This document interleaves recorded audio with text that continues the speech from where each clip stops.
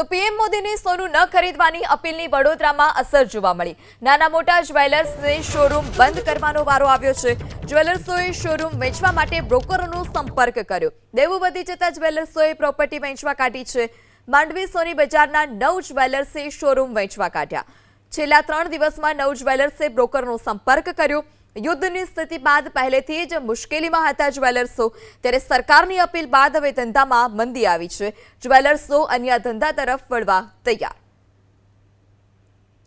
માર્કેટની સ્થિતિ જોવા જઈએ તો માર્કેટની સ્થિતિ અત્યારે બહુ વિકટ છે અને મોટા મોટા શોરૂમોનો તો ચલો કંઈ વાંધો આવ્યો નથી, પણ નાના નાના જે લોકો લગભગ અમારા જેવા જે શોરૂમો છે, બરાબર છે, અમે નાના શોરૂમોમાં જઈએ છીએ, એ લોકોને અત્યારે ઘણી બધી વિકટ પરિસ્થિતિ છે।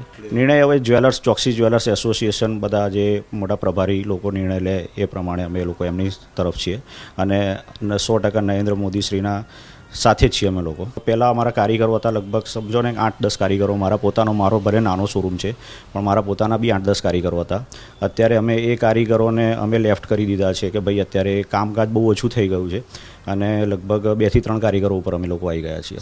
મારી પાસે સોનાના ઘરેણાના શોરૂમો વેચવા માટે આવેલા છે કે ભાઈ હવે અમારે કોઈ ધંધો વર્ષ સુધી કરવાનો નથી, માણસોને ખાલી બેઠા પગાર આલવાના, લાઇટ બિલ બારવાનું, પેટ્રોલ બારીને દુકાનથી ઘેર જવાનું શું, અને આ ગરમીની અંદર બેસી રહીને અમારે એસીના બિલો ભરવાના।